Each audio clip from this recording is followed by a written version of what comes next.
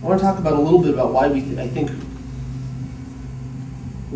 we'll win, and why I think the other choices out there are less compelling, let's say, than a finished Haiku. And I'll name names here. I'll start with Windows. Windows is very expensive. The VISTA licensing they're looking at ranges anywhere from $200 to like $700 per.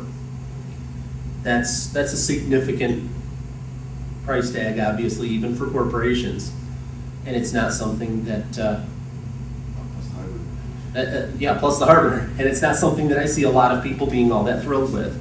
I've seen a lot of indications that people are really going to hate VISTA licensing. It's also limited. Windows out of the box does just about nothing for you. If you compare that to, for example, on the server side, a Linux distribution, when you install Linux, you get Postgres, and you get Apache, and you get Postfix, and basically whatever software you need to run your server, it all comes with Linux, and it's all free. On the Windows side, if you wanted to set up, let's say, an Exchange mail server, you have to buy the hardware, and buy Windows, and buy Exchange, and buy Microsoft SQL Server, and then hire somebody to set it all up. So with the Linux solution, you end up way ahead of the game to begin with.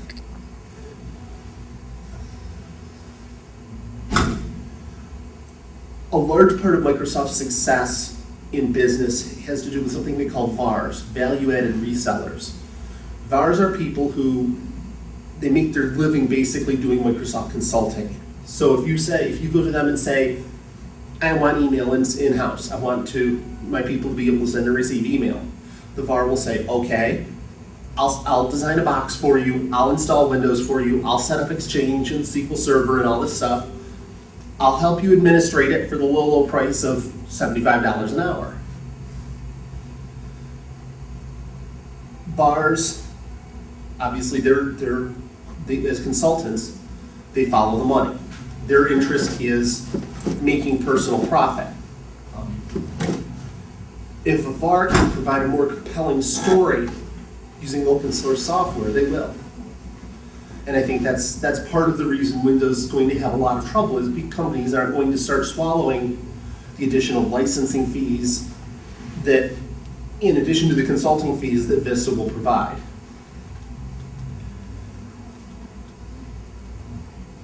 Windows is always out to sell more, Microsoft in particular, but they're always out to sell more copies of Windows. But they're running out of places to sell them. I mean, they sell the copy with every new PC. And that in and of itself leads to an interesting question, because with 8 different versions of VISTA coming out, which one are resellers going to offer by default? The lower end choices really didn't look like great choices to me as an end user. So it seems to me the resellers have one of 2 choices: either jack the prices up or offer very limited functionality, like phones that turn themselves off. I believe Microsoft is a very, very unfocused company. In a word, what does Microsoft do? Everything. Everything. That's about the only word that would explain it. They do hardware, they do software, they do services, they do web, Windows Live, web-based software as a service. Well, they also do R&D they don't actually use or anything. Sorry? That's a lot of R&D they don't actually use. Yeah, they do R&D. They don't know what they are. They're an advertising company, they're a media company, they're a games company, they're everything. An internet service provider. Yeah. Well, they're chasing money. Exactly. And when you're unfocused and you're chasing money, I mean, it's sort of like, imagine a whole barnyard full of chickens, and you just run after the chicken that looks the most interesting at the moment. How many chickens do you think you catch in a day? Change your mind every 10 seconds. And they change their mind every 10 seconds. Do they have That's the greatest chicken in the, oh no, that's the, no. But most of the clients are actually turkeys. You said it. They're usually cash. I believe Microsoft is very hollowed by their legacy code. I mean, Vista's taken 5 years. They have taken longer to take Windows XP and turn it into Vista than we have to build a whole new Haiku. And I don't know, it may come as a shock to you guys, but I didn't have $40 billion to start with. Maybe 40 cents? Maybe.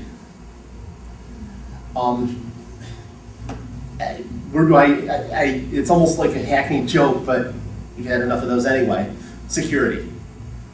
You know, enough said. Microsoft has a terrible track record in security. I don't see it getting any better. When you have a time from plugging in an unpatched XP box to having it hacked less than the time it takes to download the patches, you've got a serious security problem. And they have not gotten any better. I don't think XP, when it came out, was any better than 95 when it came out. And I don't expect VISTA to be any better. The 2K3 actually blocks things until you install patches.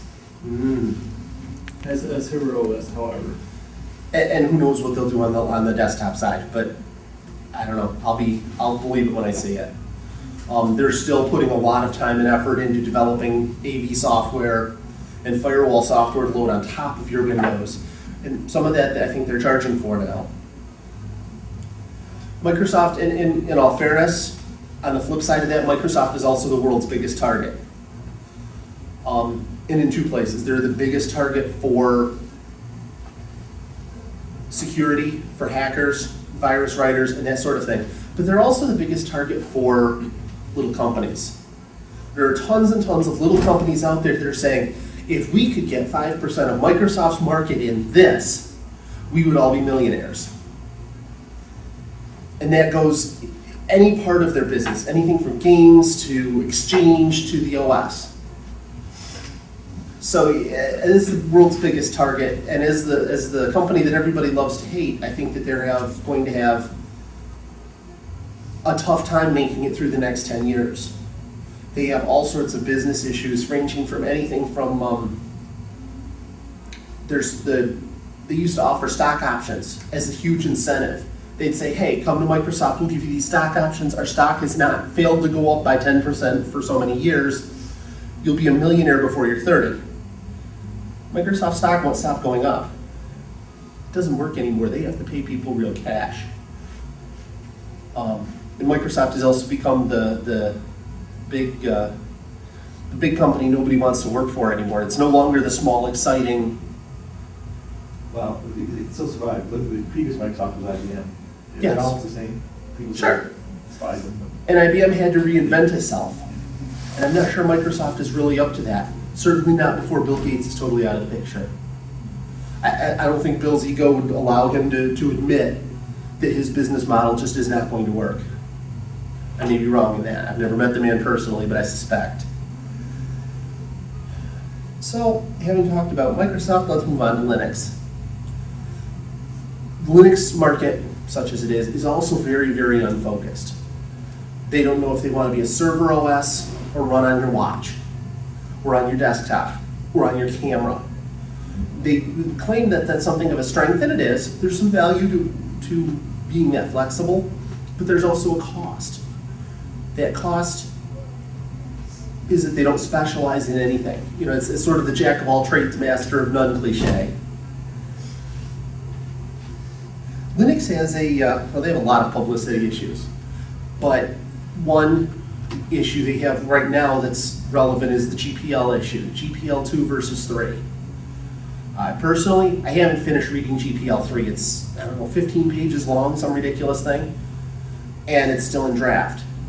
But from what I've seen, I think it's fairly corporate unfriendly. I can't see too many corporations going out and saying, I want to use GPL version 3 released code. I think that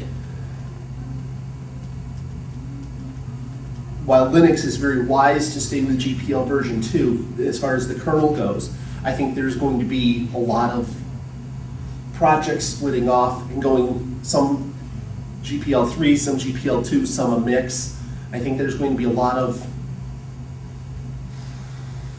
brouhaha. Whether it's legitimate or not doesn't really necessarily matter for my point, because it doesn't matter really if I think it's a good thing or a bad thing, or if you think it's a good thing or a bad thing, or if it's fragmented or not. What really matters is how the outside world perceives it. And I think that the outside world is going to perceive it as trouble. It's hard to understand. I mean, I barely made it through GPL v2. And v3 being a lot longer and a lot more in-depth, I think, is going to scare a lot of people away.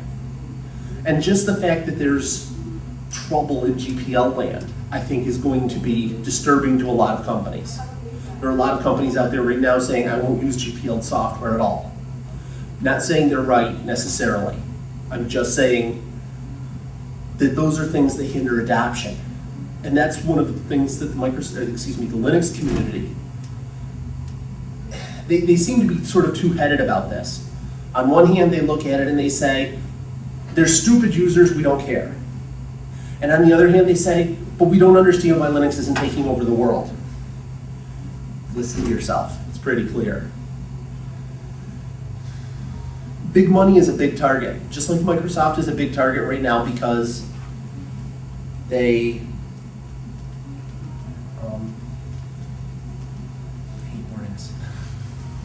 just because Microsoft is a big target right now because they are the 800-pound gorilla. They have tons of cash. They're always announcing things. There's always things going on. Linux is starting to attract that same kind of money. And as they attract that same kind of money, they're also going to attract the same sorts of problems that Microsoft attracts. They're going to have people looking to, look at Red Hat just this last week. Red Hat is making so much money in consulting that Oracle said, hey, we want a piece of that, and undercut them. That sort of thing is not good for the Linux community, in spite of what Larry Ellison may say. It's not good for the open source community, and I don't think it'll be very good for Oracle, to be honest. Linux also has the challenge that Unix is hard. Now, I'll go for full disclosure. I work in Linux all day, every day. I've been using Unix since I was, 19. I like Linux, I like Unix, I like the Unix command line. I know it pretty well, but it's hard. And it's not something that the average user can use. And to be honest with you, I've tried this easy distribution and that easy distribution, and I have yet to find a distribution where I didn't have to drop to the command line for something. That's not the way to win the users' hearts and minds. A pig in a dress is still a pig in a dress. Just, I had to get that in there for Brian. I briefly alluded to the Linux community's attitude. There are some, and I should be fair, there are some great folks out there in the Linux community that are absolutely eager to help people. But there's an awful lot of RTFM. There's an awful lot of just, it's your responsibility, you have to go out and learn it. Well, it's funny, because if you go to a Microsoft VAR, they'll hold your hand. They'll talk you through it. They'll teach you what you need to know. They may charge you 80 bucks an hour to do it, but they'll hold your hand and walk you through it. They won't tell you to go read the manual.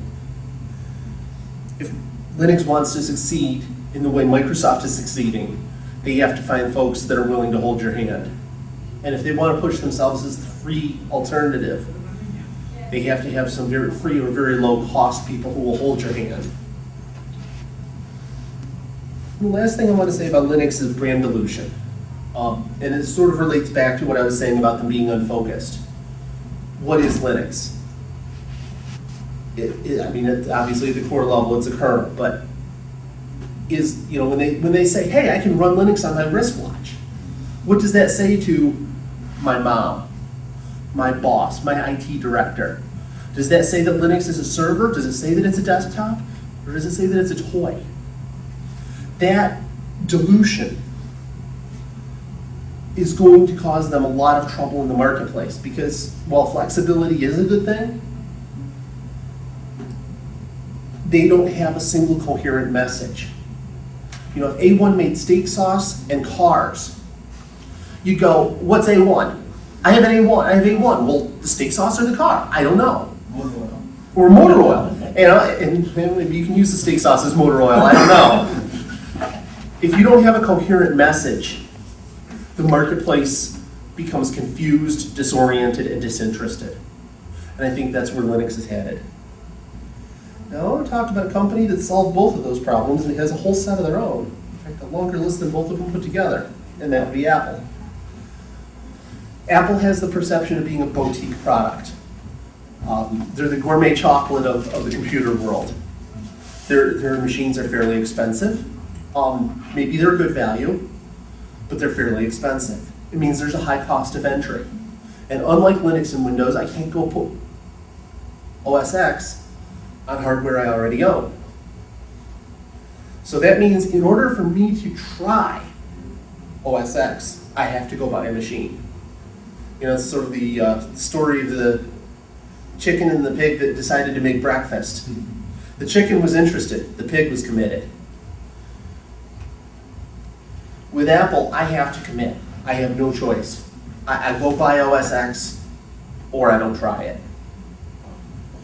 So there is a high barrier to entry for the average user. Apple has attitude, you know, think different. A lot of people don't want to think different. You know, if you think back to high school, back when everybody, you know, the key word was conform, be like everybody else.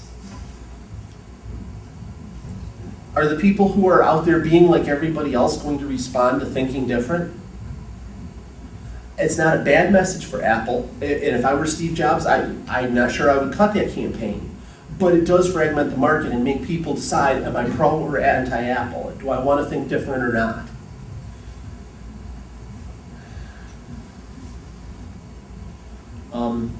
Apple makes their own hardware, as I'm sure you all know. There is an advantage and a disadvantage to that. Apple can't make the hardware that's suitable for everybody. They have to pick some subset of people that they want to supply hardware to and go with that, which is fine. Again, you know, it's not necessarily a bad thing, but when you look at the PC world, I can get all sorts of different hardware from, you know, Braille screen readers to, you know, a 60-inch monitor. There is just this tremendous amount of choice. In the Mac market, because Apple requires that they make their own hardware, will never have that same variety of choice. And again, it's not necessarily a bad thing. If I were Steve, I might not change it. But it does put them in a place where it limits their market. When you start to add market limiter to market limiter to market limiter, you start to have a very small, oh, I don't know, say 4% market. And you really can't grow well beyond that. There is a perception by people that there's no software for Mac OS X. I'm not saying I necessarily agree with that, but it's another limiter to their market.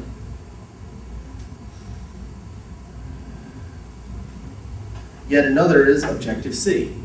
OS X, in order to program for it, what I'll say, well, you have to write in Objective-C. Nobody else in the world uses Objective-C. It's a niche, and a very small one. The correlation between Objective-C programmers and Mac programmers is pretty much 1-to-1. So you can't just go and find 50 coders. You have to go find 50 Mac OS X coders. And those 50 people are going to be very specialized and very expensive. Apple's another company that doesn't have a whole lot of corporate focus. Do they make iPods? Do they make mice? Do they make computers? Do they make operating systems? Are they an internet services provider? Or are they all of the above?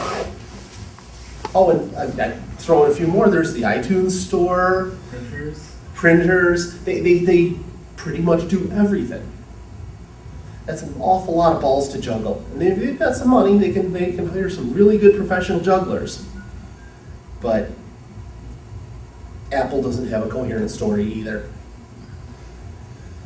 So, take a look at Haiku. Haiku is small, but has a coherent story.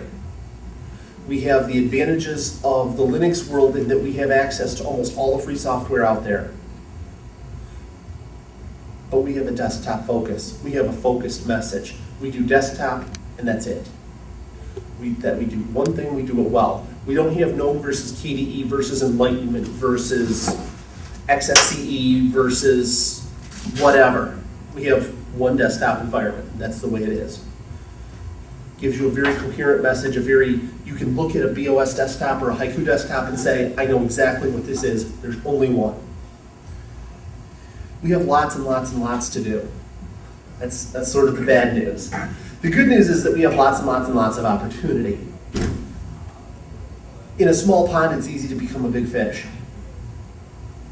Nobody in Haiku came in because they had, a great resume and go through some extensive interview process and have to be hand selected.